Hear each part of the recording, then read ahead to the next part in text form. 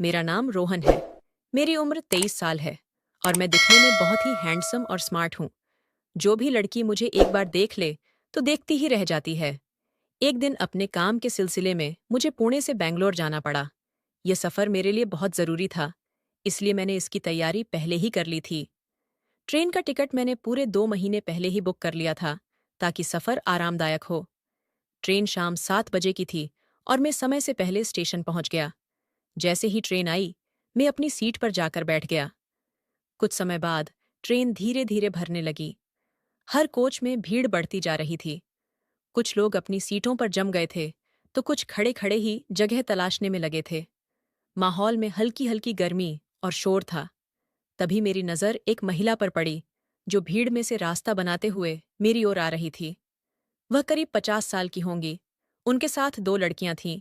तीनों अपनी जगह तलाशनी शुरू हुईं। मेरे पास आई और मेरे सामने वाली सीट पर बैठ गई। महिला का नाम निर्मला था। वह विनम्र स्वभाव की लग रही थी। उनकी बड़ी बेटी का नाम अंकिता था, जो लगभग 19 साल की थी।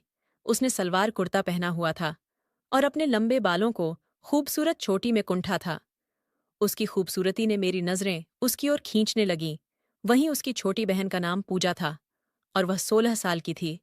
ट्रेन में इतनी भीड़ थी कि कोई भी जगह दिखती थी वहीं बैठ जाता था।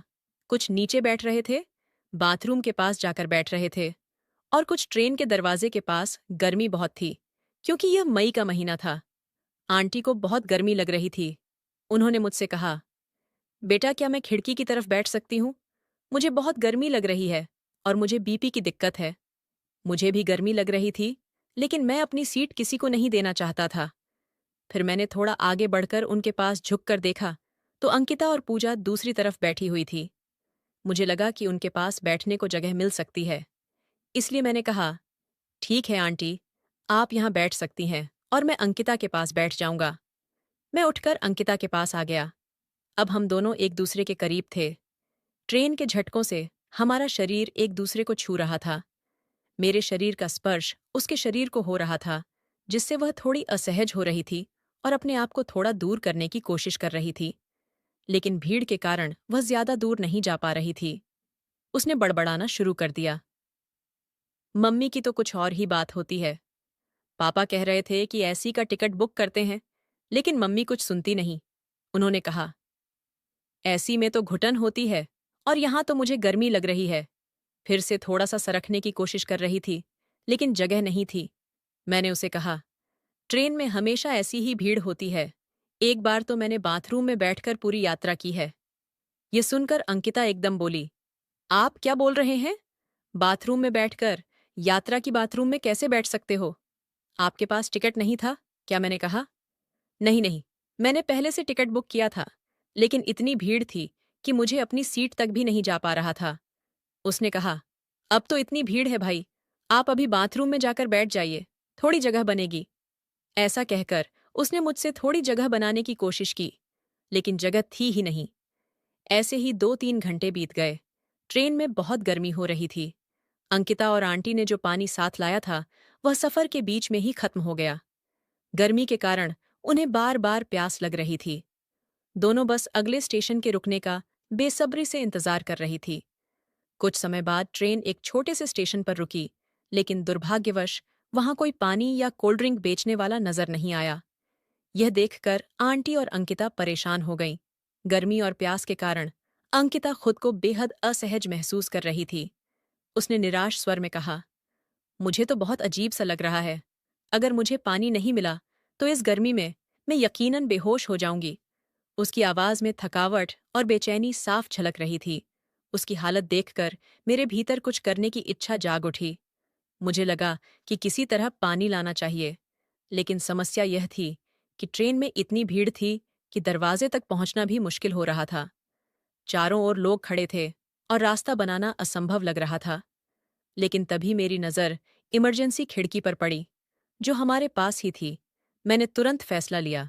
मैंने खिड़की की ग्रिल को ऊपर की ओर सरकाया और अपने बैग को अंकिता और पूजा के पास छोड़कर खिड़की से बाहर कूद गया। अंकिता और आंटी मुझे आश्चर्य से देख रही थीं। शायद सोच रही थीं कि मैं ऐसा क्यों कर रहा हूं। स्टेशन पर दौड़ते हुए मैंने जल्दी से पानी की बोतल और एक ठंडी कोल्ड ड्रिंक खरीदी। पसीने से तरबतर में इमरजेंसी खिड़की के पास वापस आया और उसी खिड़की से अंदर चढ़ गया। जैसे ही मैं अंदर पहुंचा, मैंने पानी की बोतल और कोल्ड ड्रिंक अंकिता की ओर बढ़ाई। उसके चेहरे पर राहत और खुशी के भाव थे। उसने तुरंत पानी की बोतल और एक लंबा घोंट लिया। उसके बाद उसने हल्के से मुस्कुराते हुए मेरी ओर देखा और मजाकिया लहजे में बोले, थैंक यू बाथरूम वाले। उसकी इस बात को सुनकर वहां बैठे सभी लोग जोर से हंसने लगे। मैंने कहा, मुझे बाथरूम वाला मत कहो, सबको लगेगा कि मैं बाथरूम साफ करने आया हूं। वह बोली, तो फिर मुझे तो आपका नाम ही नहीं पता, तो मैं आपको क्या कहूं? मैंने कहा, मेरा नाम रोहन है। वह बोली, थैंक यू रोहन, तुम्हारे कारण हमें पानी और कोल्ड ड्रिंक मिला। मैंने कहा, इस ओके। ट्रेन चलने लगी थी। झटकों के साथ मेरे और अंकिता के शरीर हल्के हल्के एक दूसरे को छूने लगे। मैं थोड़ा असहज महसूस कर रहा था, लेकिन अंकिता पूरी तरह सामान्य लग रही थी। ट्रेन की गति के साथ यह स्थिति बनी रही और लगभग आधा घंटा बीत गया। अचानक अंकिता ने पूजा की ओर झुककर धीरे से कहा, यार बेवजह कोल्ड ड्रिंक और पानी पिलाया। अब मुझे प्रॉब्लम हो गई है, मुझे वॉशरूम जाना है। उसकी बात सुनकर पूजा मुस्कुराई, लेकिन कुछ नहीं कहा। इसके बाद अंकिता अपनी माँ की ओर मुड़ी और थोड़ी झिझकते हुए बोली, मम्मी, मुझे वॉशरूम जाना है।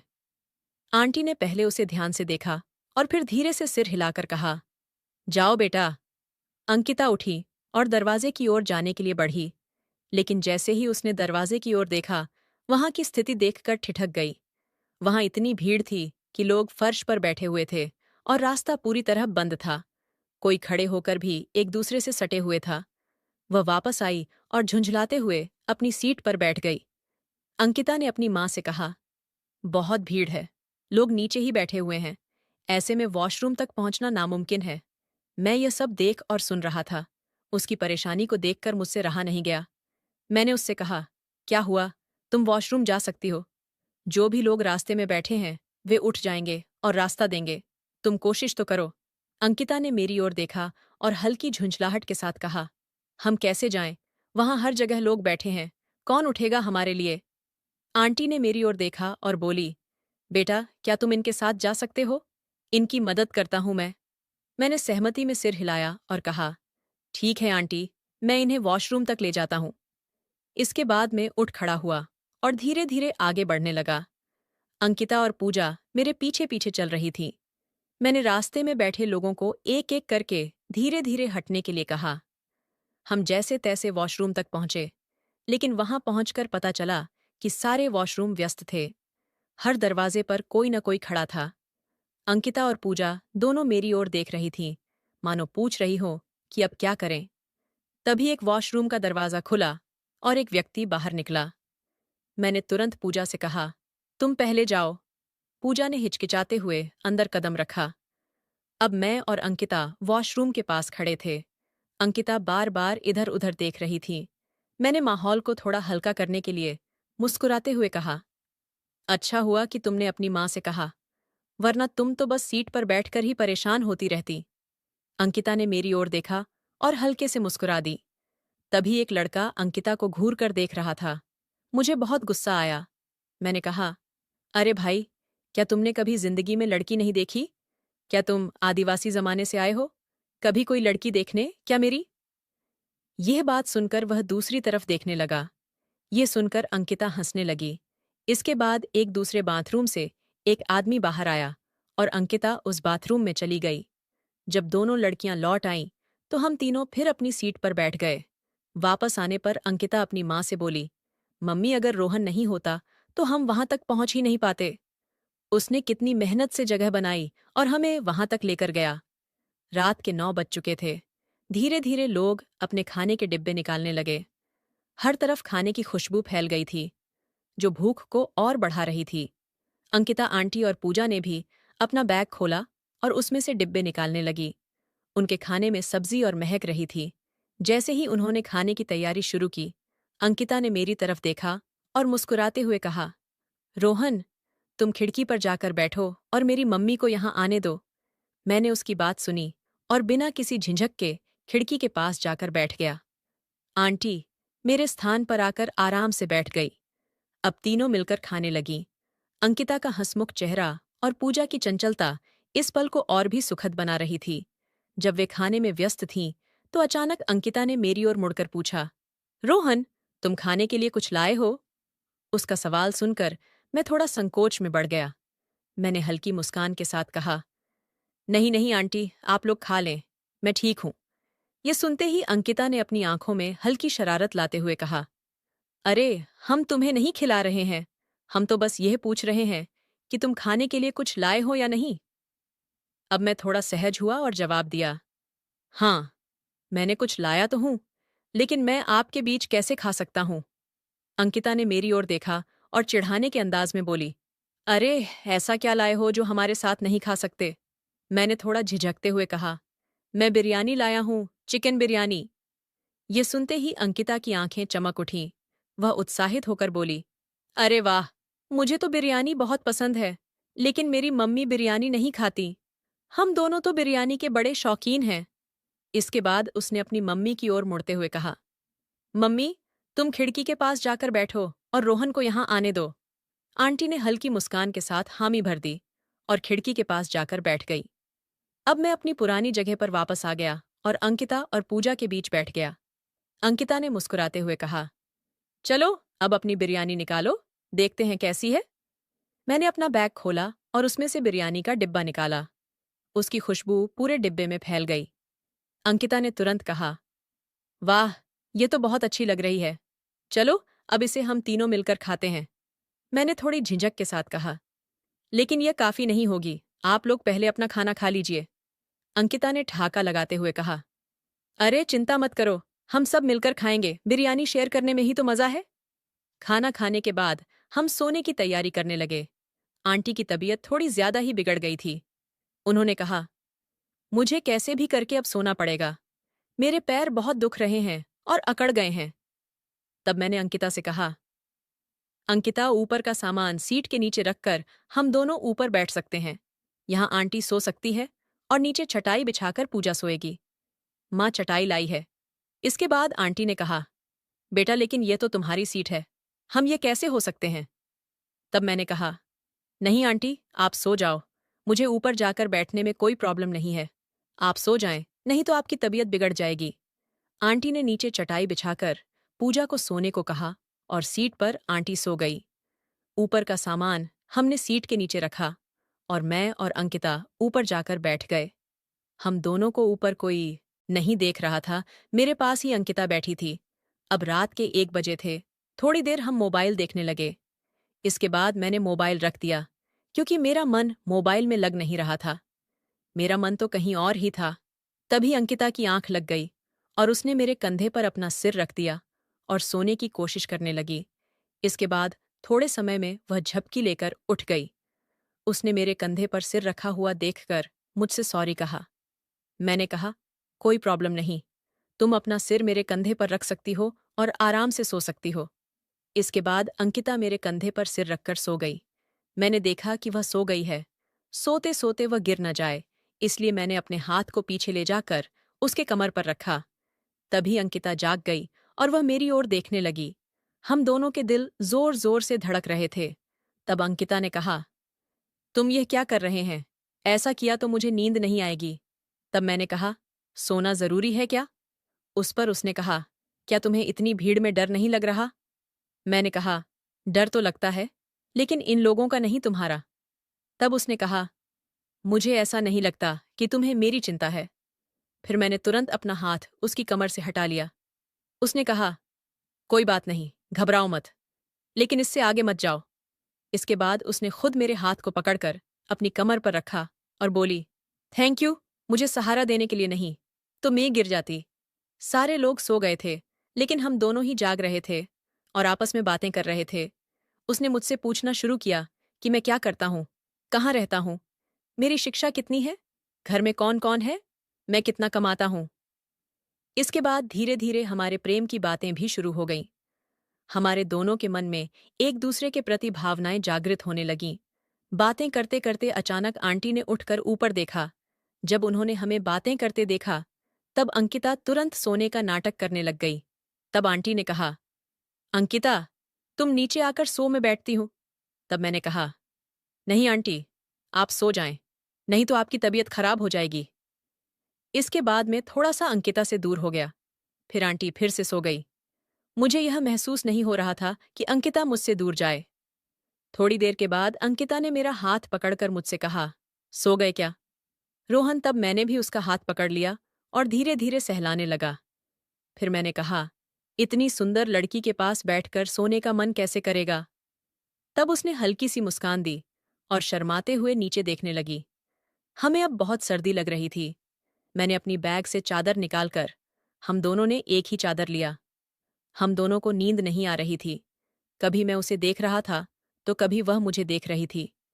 फिर धीरे धीरे मैंने अपना हाथ उसकी कमर पर रखा। उसे भी यह सब अच्छा लग रहा था। उसके बाद हम दोनों चादर में न जाने क्या क्या बेतुकी बातें करने लगे। हम दोनों के मन में एक दूसरे के प्रति बहुत स्नेह हो गया था। सारी रात में नींद नहीं आई। सुबह के 7 बज चुके थे और ट्रेन अगले स्टेशन पर आकर रुक गई। जैसे ही ट्रेन रुकी में और अंकिता अपने अपने स्थान से अलग होकर दूर बैठ गए। मैंने अपनी चादर ओढ़ ली, जबकि अंकिता दूसरी तरफ जाकर बैठ गई। आंटी जब उठी तो उन्होंने देखा कि हम दोनों ने एक दूसरे से दूर होने की कोशिश की है। उन्होंने अंकिता को देखा, जो सोने का नाटक कर रही थी। आंटी ने उसे हल्के से झकझोरते हुए कहा, बेटा चल, बाथरूम में फ्रेश हो लेते हैं। अभी चलेंगे तो आराम से हो जाएगा, नहीं तो थोड़ी देर बाद बहुत भीड़ हो जाएगी। अंकिता अनमने ढंग से उठ गई। फिर आंटी ने मेरी ओर देखते हुए कहा, रोहन, तुम भी उठ जाओ और फ्रेश हो लो। मैंने तुरंत चादर हटाई और उनके साथ चल पड़ा। हम तीनों बारी बारी से बाथरूम में जाकर फ्रेश हो गए। इसके बाद हमने स्टेशन पर उतरकर पास के स्टॉल से चाय और नाश्ता लिया। हमने साथ बैठकर नाश्ता किया। उस समय भी हमारी बातचीत में हंसी मजाक का सिलसिला चलता रहा। नाश्ता करने के बाद हम फिर से ट्रेन में आकर बैठ गए। ट्रेन धीरे धीरे स्टेशन से आगे बढ़ने लगी। दिन भर का सफर यूं ही चलता रहा। हम तीनों ने साथ में खाना खाया और एक दूसरे की कंपनी का आनंद लिया। लेकिन शाम के करीब 4 बजे अचानक ट्रेन रुक गई। पहले तो हमें लगा कि यह कोई सामान्य रुकावट है और ट्रेन जल्द ही चल पड़ेगी, लेकिन काफी देर इंतजार करने के बाद भी ट्रेन नहीं हिली। थोड़ी देर बाद टीटी खिड़की के पास आया और हमें बताया, ट्रेन 3 घंटे के लिए रुकी रहेगी। इंजन में कुछ तकनीकी खराबी हो गई है, जिसे ठीक किया जा रहा है। यह सुनकर हम सभी निराश हो गए। अब ट्रेन में बैठे बैठे ऊब होने लगी थी। कोई भी यात्री अपनी जगह से उठ नहीं रहा था। ट्रेन में भीड़ पहले जैसी ही बनी रही। थोड़ी देर बाद ट्रेन चलने लगी और रात के 10 बजे ट्रेन बैंगलोर पहुंची। स्टेशन पर जब ट्रेन रुकी तो अंकिता और उसका परिवार अपना सामान लेकर प्लेटफॉर्म पर उतर गए। अंकिता के पापा उनका इंतजार कर रहे थे। वे एक शांत और गंभीर व्यक्तित्व के व्यक्ति थे। जैसे ही उन्होंने आंटी पूजा और अंकिता को देखा, उनके चेहरे पर रौनक और खुशी झलकने लगी।